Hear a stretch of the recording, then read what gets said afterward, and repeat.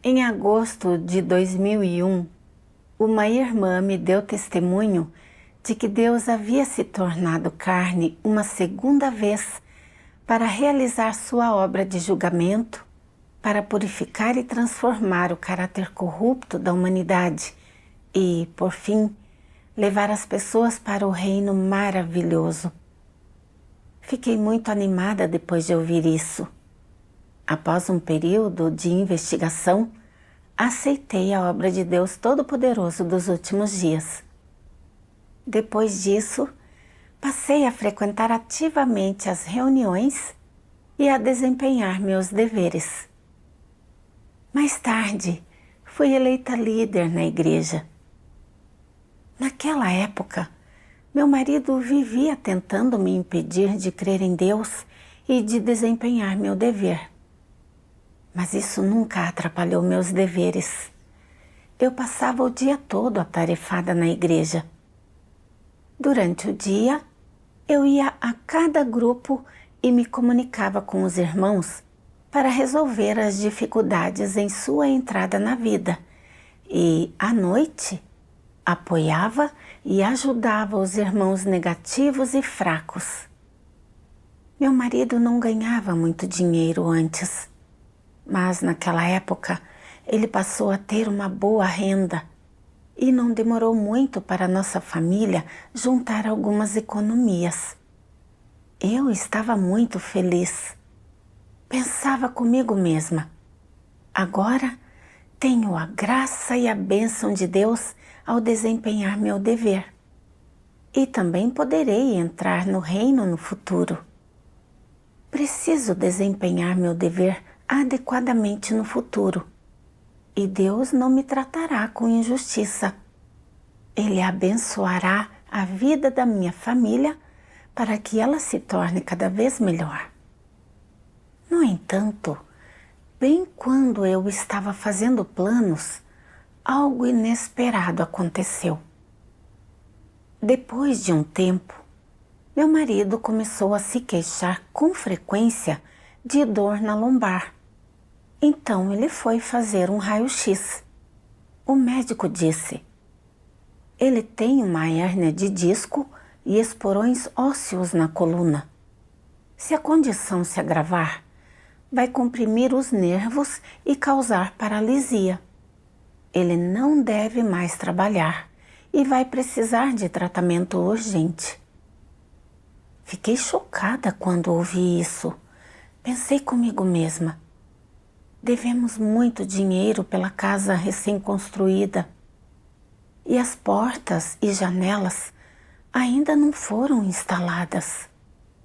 Nossa filha está na universidade e também precisa de dinheiro. Como líder de igreja, sou muito ocupada e não tenho tempo para ganhar dinheiro. Só o nosso filho de 14 anos está aprendendo decoração, mas ele é jovem, ainda é aprendiz e ganha muito pouco por mês. Como vamos cobrir as despesas básicas da família no futuro? Fiquei um pouco preocupada. No entanto, quando lembrei que eu estava ocupada desempenhando meu dever na igreja o dia todo, pensei que Deus não ignoraria as dificuldades em minha família e que a doença do meu marido talvez se curasse após um período de recuperação. Quando pensei nisso, as preocupações em meu coração diminuíram muito. Num piscar de olhos, mais de 1 ano se passou. Meu marido continuava aplicando emplastros medicinais para o tratamento, mas ele não melhorava da doença. E os médicos também não tinham nenhuma boa opção de tratamento. Eu estava muito ansiosa. Não pude deixar de pensar: quando meu marido vai melhorar dessa doença? Se eu não estivesse tão ocupada desempenhando meu dever, poderia ganhar algum dinheiro para ajudar com as despesas da família. Mas estou ocupada com os assuntos da igreja o dia todo e não tenho tempo de ganhar dinheiro. Por que Deus não protege minha família? Por que meu marido não melhora de sua doença? Com todas essas dificuldades em casa diante de mim, como posso dedicar meu coração completamente ao meu dever? Quanto mais eu pensava nisso, mais aflita ficava. Meu coração parecia se revirar de ansiedade. Às vezes, eu realmente não aguentava mais e chorava escondido. Sabia que não devia me queixar de Deus, mas simplesmente não conseguia controlar minhas emoções e vivia em meio à dor e ao tormento o dia todo. Vi que o marido da irmã com quem eu cooperava era muito bom em ganhar dinheiro e que ela tinha uma vida confortável e não era constrangida por dinheiro. Então aquilo perturbava meu coração e eu pensava, sou mais ativa no desempenho do meu dever do que ela. Então por que minha família está nessa situação? Por que Deus os agracia, mas não a mim? Será que Ele não gosta de mim? Mesmo eu pagando um preço e me despendendo dessa forma, Deus não abençoa minha família. Então por que eu deveria ser tão ativa? No entanto, depois pensei, será que Deus está me testando?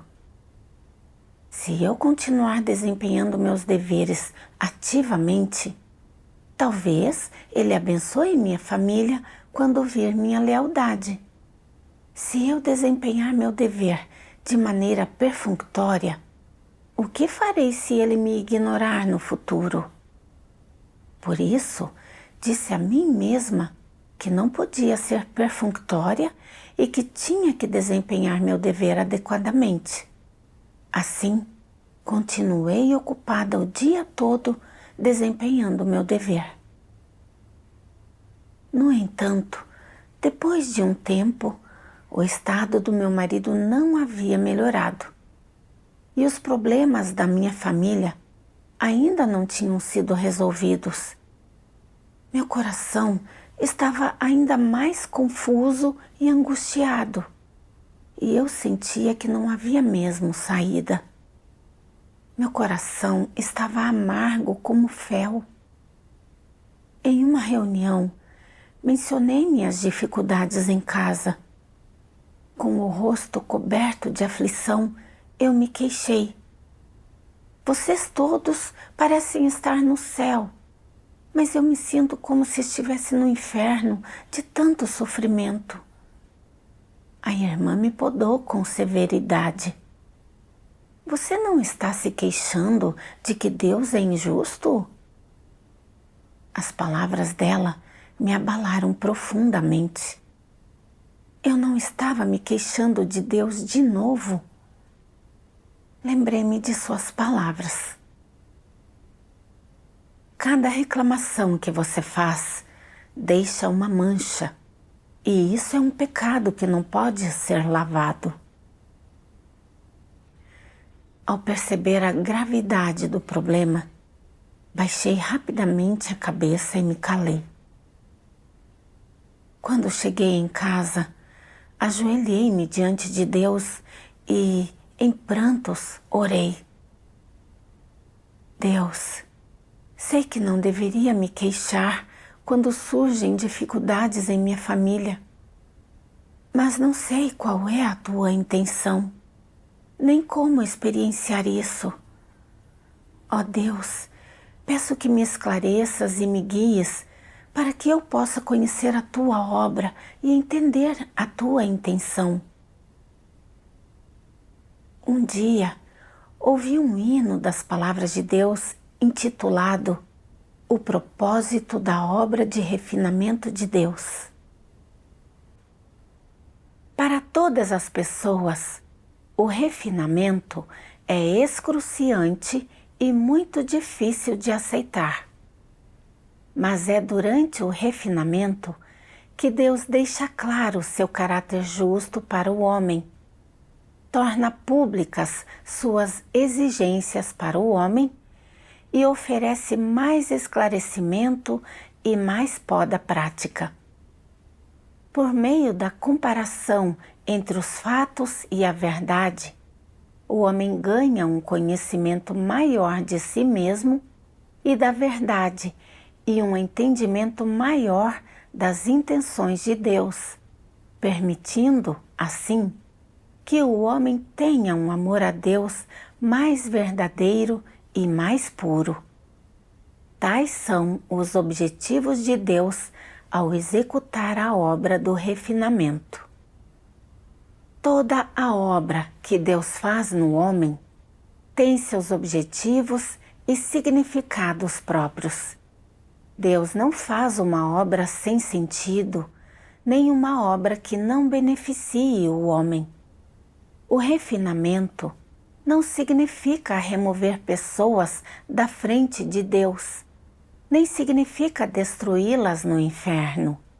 Antes, significa mudar o caráter do homem durante o refinamento, mudar suas intenções, seus pontos de vista antigos, mudar seu amor a Deus e mudar sua vida inteira. O refinamento é um teste prático para o homem e uma forma de treinamento prático. E só durante o refinamento, seu amor pode servir sua função inerente. Enquanto ouvia esse hino, meu coração se iluminou de repente e o ouvi várias vezes. Em particular, Deus disse: Deus não faz uma obra sem sentido, nem uma obra que não beneficie o homem. O refinamento não significa remover pessoas da frente de Deus, nem significa destruí-las no inferno. Antes, significa mudar o caráter do homem durante o refinamento, mudar suas intenções, seus pontos de vista antigos, mudar seu amor a Deus e mudar sua vida inteira. Ponderando as palavras de Deus, entendi que não importa que ambientes insatisfatórios Deus arranje para as pessoas. Seu objetivo não é eliminá-las, mas purificar e transformar o caráter corrupto delas e ajudá-las a entender seu caráter e sua obra.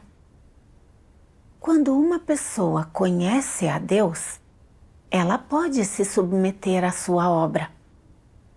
Então percebi que a intenção de Deus por trás da lesão nas costas que afligia meu marido por tanto tempo era me fazer buscar a verdade e aprender lições naquele ambiente, para que meu caráter corrupto pudesse ser purificado e transformado. Lembrei-me de quando havia acabado de aceitar a nova obra de Deus. Eu sabia que, nos últimos dias, Deus realiza sua obra de julgamento e purificação. Mas eu ainda buscava obter graça e bênçãos, como na era da graça, querendo que Deus curasse a doença do meu marido. Quando vi que ele não melhorava da doença, queixei-me de Deus e vivi em negatividade e equívoco. Eu tinha trazido todo esse sofrimento sobre mim mesma. Tudo isso foi causado por minha falta de entendimento da obra de Deus e porque eu estava trilhando a senda errada em minha crença nele. Quando entendi isso, a dor em meu coração diminuiu muito. Mais tarde, lembrei-me de como Deus expõe as pessoas que o tratam como um tesouro inesgotável e uma solução para tudo, e procurei suas palavras para ler. Deus Todo-Poderoso diz: Já que as pessoas de hoje não possuem a mesma humanidade que Jó, o que dizer de sua natureza essência e de sua atitude para com Deus? Elas temem a Deus? Elas se desviam do mal? Aquelas que não temem a Deus ou evitam o mal só podem ser resumidas em 3 palavras: inimigas de Deus. Vocês costumam dizer essas 3 palavras, mas nunca conheceram seu verdadeiro significado. As palavras inimigas de Deus têm essência. Elas não estão dizendo que Deus vê o homem como o inimigo, mas que o homem vê Deus como o inimigo. Primeiro, quando as pessoas começam a acreditar em Deus, qual delas não tem seus próprios objetivos, motivações e ambições? Mesmo que uma parte delas acredite na existência de Deus e tenha visto a existência de Deus, sua crença em Deus ainda contém essas motivações, e seu objetivo final em acreditar em Deus é receber suas bênçãos e as coisas que elas querem. Nas experiências de vida das pessoas, elas geralmente pensam em si mesmas: eu abandonei minha família e minha carreira para Deus, e o que Ele me deu? Devo fazer as contas e confirmar. Recebi alguma bênção recentemente? Eu dei muito durante esse período. Corri e sofri muito. Deus me deu alguma promessa em troca? Ele se lembrou das minhas boas ações? Qual será o meu fim? Posso receber as bênçãos de Deus? Toda pessoa constantemente faz tais cálculos em seu coração e ela faz exigências a Deus que trazem em si suas motivações, ambições e uma mentalidade transacional. Isto quer dizer que, no coração, o homem está constantemente testando Deus, constantemente concebendo planos sobre Deus e constantemente argumentando a favor do próprio desfecho individual com Deus, e tentando extrair uma declaração de Deus e ver se Deus pode ou não dar a ele o que ele quer. Ao mesmo tempo em que busca a Deus, o homem não trata a Deus como Deus. O homem sempre tentou fazer acordos com Deus, fazendo-lhe exigências incessantes e até mesmo o pressionando a cada passo, tentando tomar 1 quilômetro depois de receber 1 centímetro.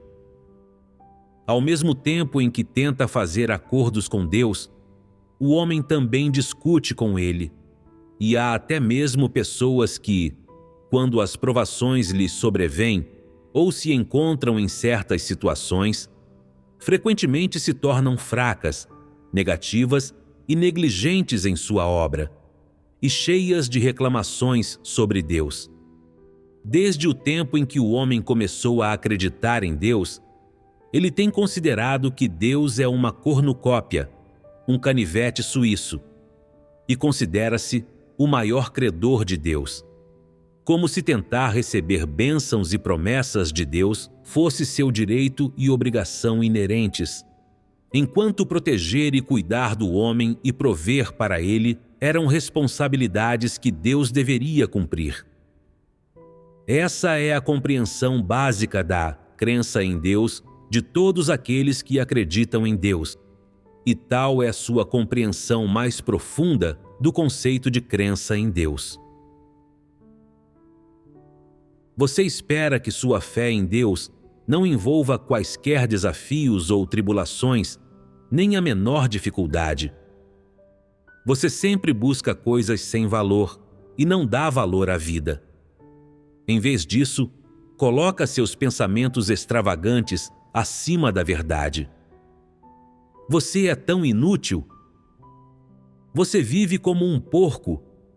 Que diferença há entre você, porcos e cães? Os que não buscam a verdade e, em vez disso, amam a carne, não são todos bestas?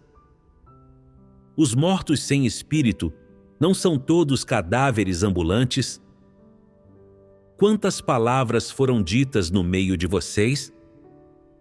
Apenas uma pequena obra foi feita no meio de vocês? Quantas coisas eu providenciei entre vocês? Então, por que você não as ganhou? Do que você pode se queixar? Não é o caso que você não ganhou nada porque está amando demais a carne? E não será porque seus pensamentos são extravagantes? Não será porque você é estúpido demais? Ao ler o que as palavras de Deus expunham, senti meu coração ser atravessado. Percebi que, em minha crença em Deus e no desempenho do meu dever, eu não estava, de forma alguma, seguindo-o com sinceridade. Eu achava que, ao crer em Deus, não só poderia desfrutar de sua graça e de suas bênçãos, mas que Ele também promete que as pessoas podem ser salvas e entrar no reino. Por isso, eu acreditava que, desde que desempenhasse meu dever adequadamente, Deus não me trataria com injustiça, me concederia bênçãos e graças abundantes, me protegeria de desastres e infortúnios e manteria minha família sã e salva. Eu vinha desempenhando meu dever com essas intenções incorretas. No início, quando meu marido desenvolveu uma hérnia de disco e o médico disse que, se a condição se agravasse, ele ficaria paralítico, acreditei que, se eu desempenhasse meus deveres ativamente, Deus não me trataria com injustiça e não demoraria muito para a doença do meu marido ser curada. Por isso, meu entusiasmo para desempenhar meus deveres permaneceu o mesmo. No entanto, como meu marido continuou doente e minha família começou a enfrentar dificuldades financeiras e, ao mesmo tempo, os irmãos ao meu redor desfrutavam de uma vida superior e confortável, eu me senti injustiçada e me queixei de que Deus não me abençoava e já não era tão ativa no desempenho do meu dever como antes. No entanto, logo depois receei que Deus estivesse testando minha lealdade a Ele e que, se eu fosse perfunctória com o trabalho, não receberia sua graça e suas bênçãos. Então eu tinha que continuar desempenhando meu dever. Passado um tempo, o estado do meu marido ainda não havia melhorado e as dificuldades em minha vida não tinham sido resolvidas. Em meu coração, queixei-me ainda mais de Deus e até mesmo desabafei minha insatisfação com Ele na frente das minhas irmãs, reclamando que Ele não estava sendo justo comigo. A feiura de minha tentativa de barganhar com Deus foi completamente exposta e eu fui totalmente revelada. Durante os anos em que meu marido esteve doente, eu não busquei a verdade nem aprendi lições. Em vez disso, vivia sempre em negatividade, queixando-me de Deus e o entendendo mal. Embora eu estivesse desempenhando meu dever, estava apenas tentando barganhar com Deus em troca de suas bênçãos, tratando-o como um tesouro inesgotável e uma solução para tudo. No passado, eu achava que era bastante ativa no desempenho dos meus deveres. Mesmo quando meu marido me pedia para sair e ganhar dinheiro, ou quando ele estava doente, nunca negligenciei meus deveres e alcancei alguns resultados em meu trabalho. Como resultado, rotulei-me como uma pessoa leal a Deus e que cria de verdade nele. Faltava-me totalmente a autoconsciência. Aqueles que são leais a Deus são os que desempenham bem seu dever de todo o coração e mente e que não se queixam de forma alguma, quer Deus os abençoe ou não. Tomemos Jó como exemplo.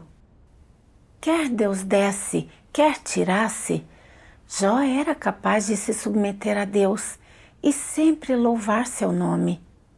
Não importava como Deus o tratasse, Jó não tinha exigências próprias.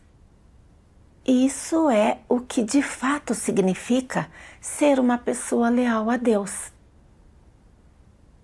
Eu cria em Deus e desempenhava meu dever apenas para obter benefícios dele. Eu não tinha nenhuma lealdade ou sinceridade.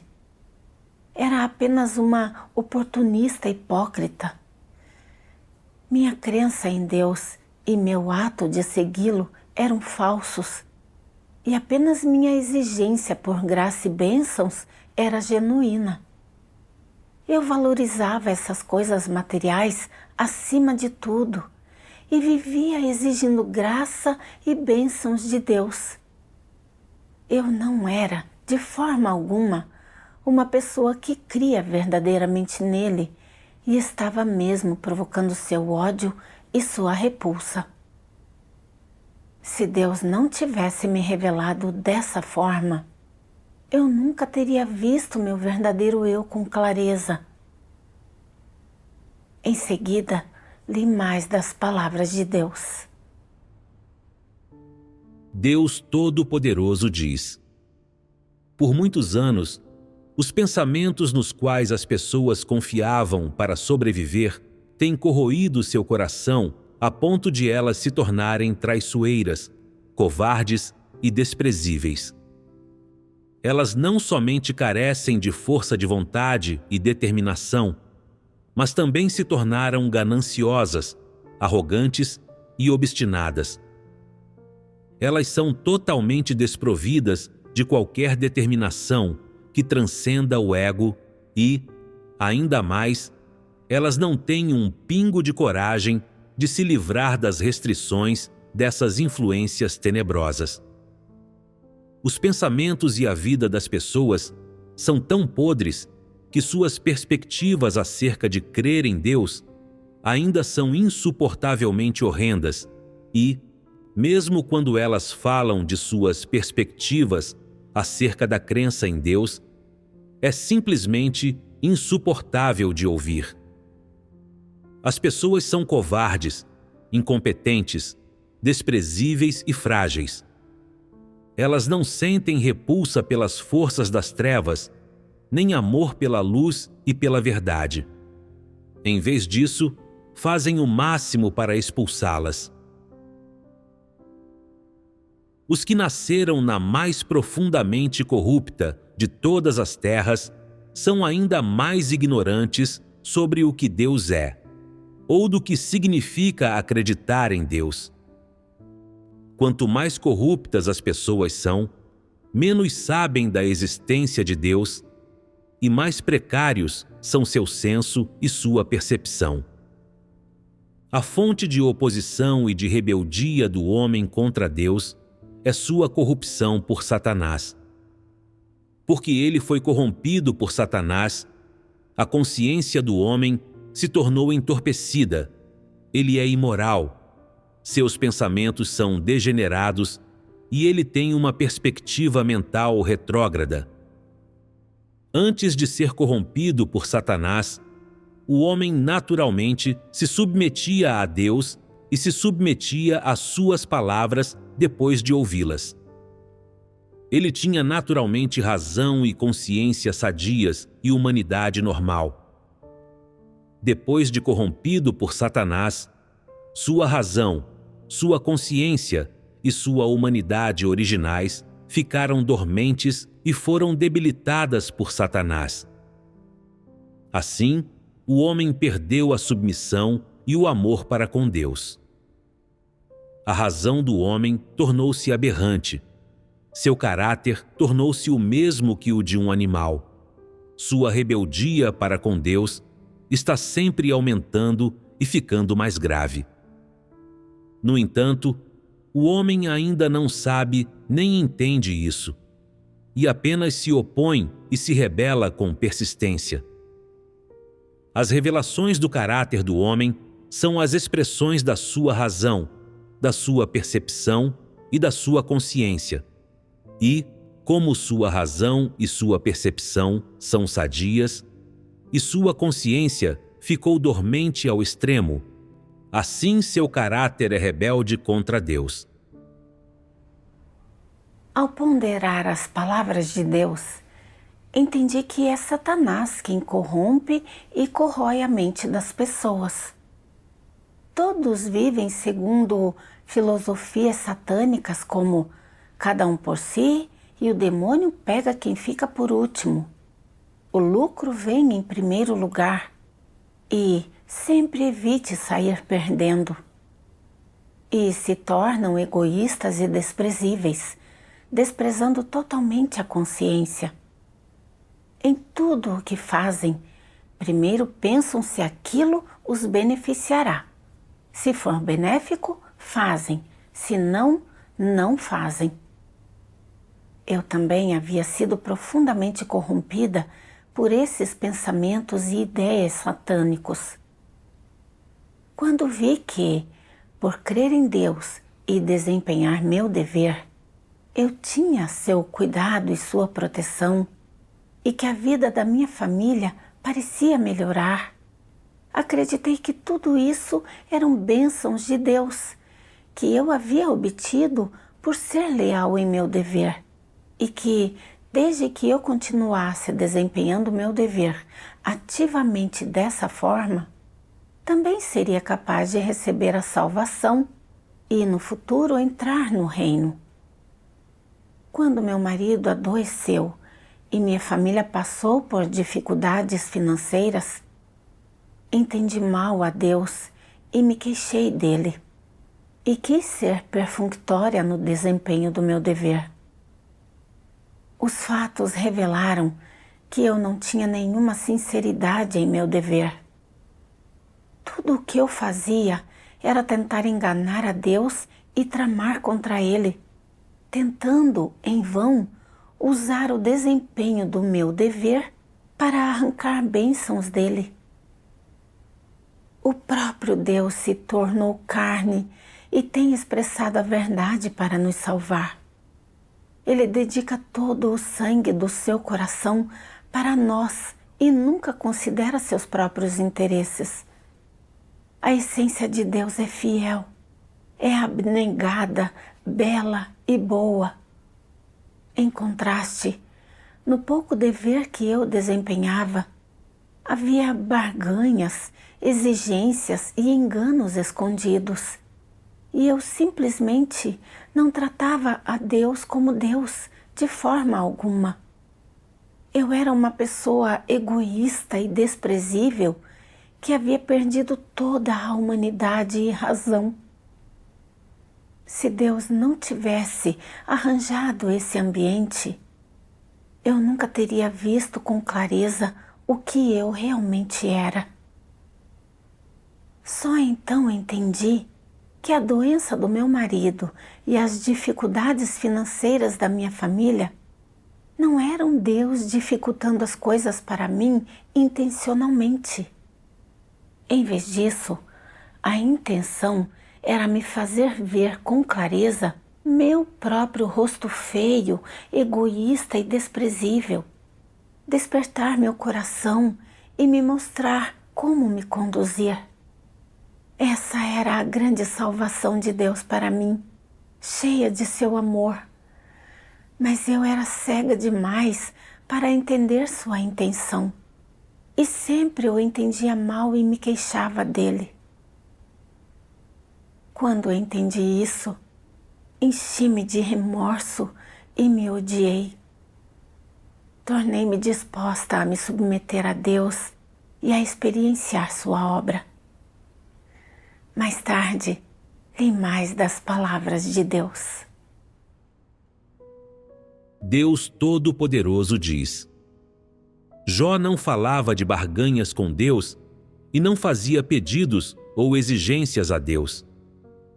Seu louvor ao nome de Deus era por causa do grande poder e autoridade de Deus em governar todas as coisas, e não dependia de se ele recebesse bênçãos ou fosse atingido por um desastre. Ele acreditava que, independentemente de Deus abençoar as pessoas ou trazer desastres sobre elas, o poder e a autoridade de Deus não mudarão e, portanto, independentemente das circunstâncias de uma pessoa, o nome de Deus deve ser louvado.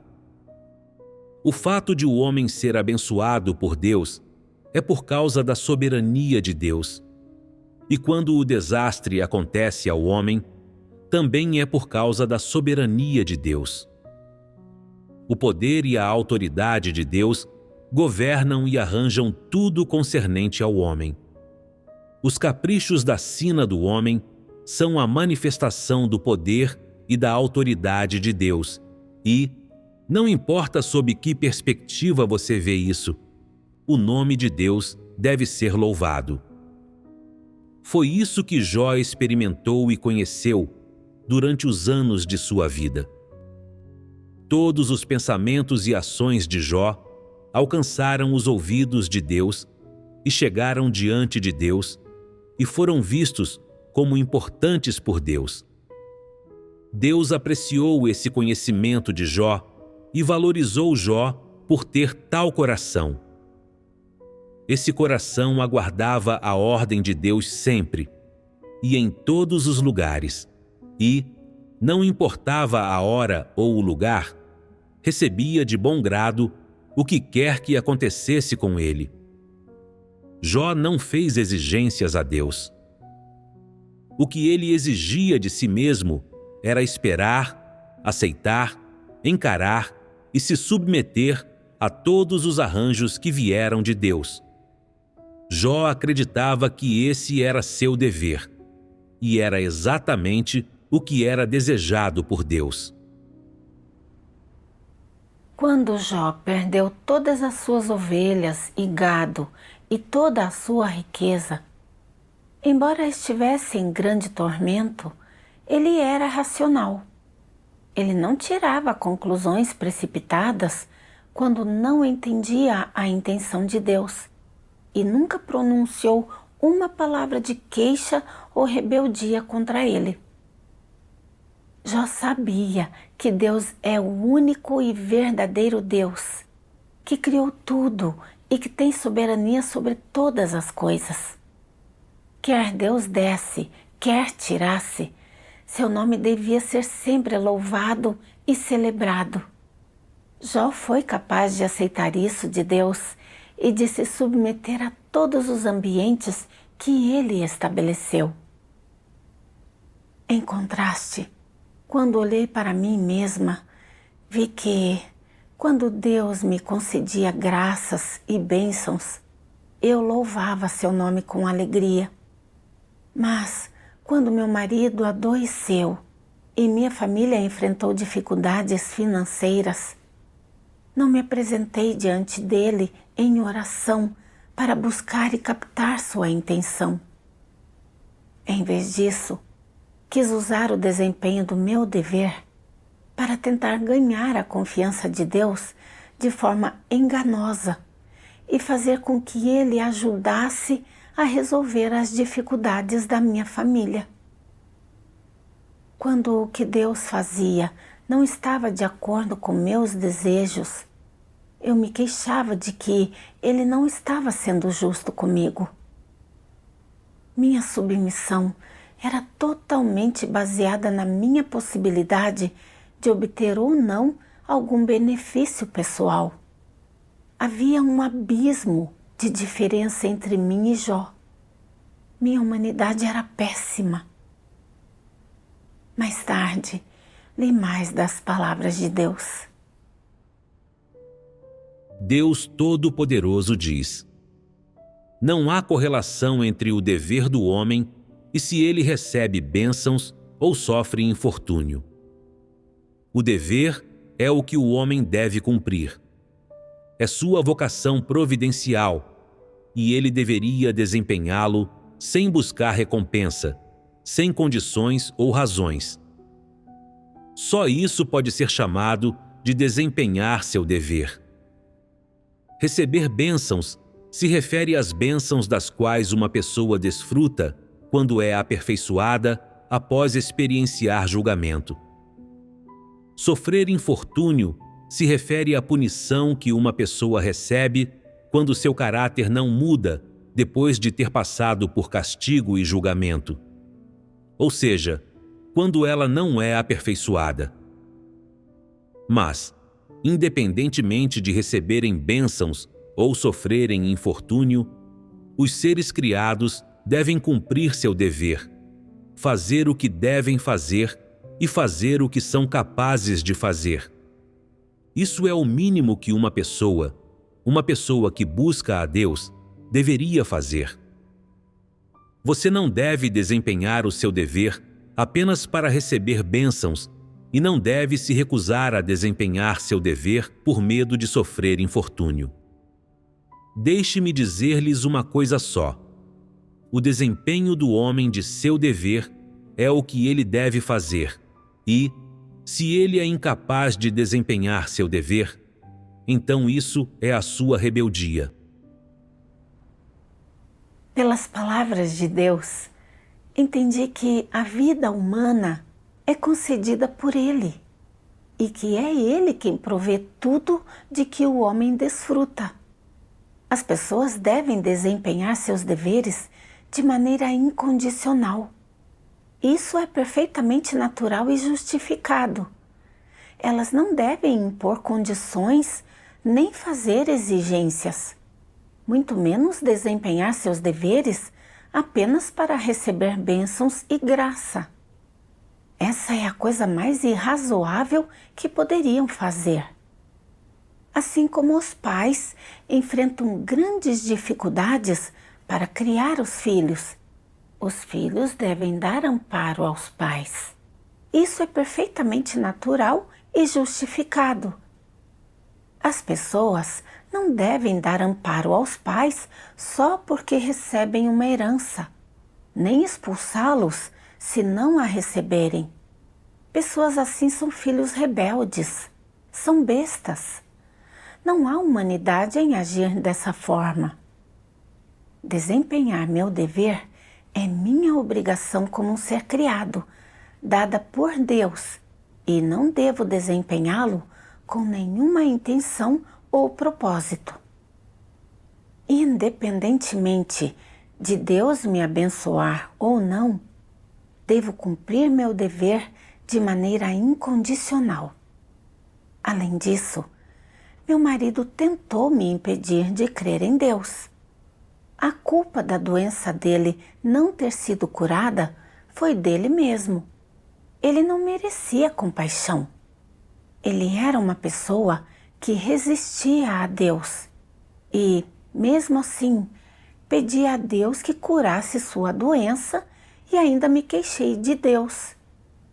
Isso foi totalmente irrazoável e provocou sua repulsa e seu ódio. Agora, não importava se meu marido se recuperasse ou não.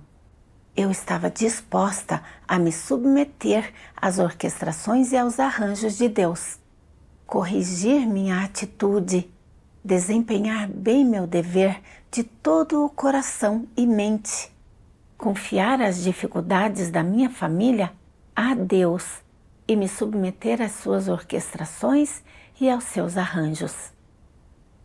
Depois que entendi isso, deixei de sentir tanta amargura e soube que precisava desse ambiente para poder mudar. Isso era a riqueza da vida que me foi dada por Deus. Então, pensei no que a Bíblia diz. Olhai para as aves do céu, que não semeiam, nem ceifam, nem ajuntam em celeiros, e vosso Pai Celestial as alimenta. Não valeis vós muito mais do que elas? Deus disse que as aves do céu não semeiam nem colhem, no entanto, Ele as alimenta. O que dizer então dos seres humanos? Deus não quer que eu prepare, planeje, nem considere eventos futuros, mas que eu deixe a natureza seguir seu curso. Tentar pensar tão à frente por conta própria era só pedir para ter problemas. Eu devia me contentar em apenas ter o que comer e o que vestir. Embora nossa família tivesse dificuldades financeiras, ainda conseguíamos nos manter, e eu estava disposta a me submeter à soberania e aos arranjos de Deus nesse ambiente, sem mais me angustiar nem ficar ansiosa com o amanhã. Mais tarde, o tio de um amigo do meu marido veio passar as férias. Ele ensinou ao meu marido sobre os emplastros medicinais e os métodos para tratar dores nas costas e nas pernas, e também o tratou de graça. Depois de um tempo, meu marido melhorou muito e abriu uma clínica no mercado para tratar dores nas costas e nas pernas, ganhando algum dinheiro para complementar a renda da família. Depois de experienciar essas coisas, meu marido já não me impedia tanto de crer em Deus. E não sou mais tão constrangida como antes quando saio para desempenhar meu dever. Depois disso, a doença do meu marido voltou várias vezes, mas não me queixo mais de Deus por causa da doença dele. Sei que tudo o que Deus orquestra é bom e que devo me submeter a Ele e desempenhar bem meu dever. O fato de eu ter sido capaz de mudar desta forma é o resultado da orientação das palavras de Deus. Graças a Deus!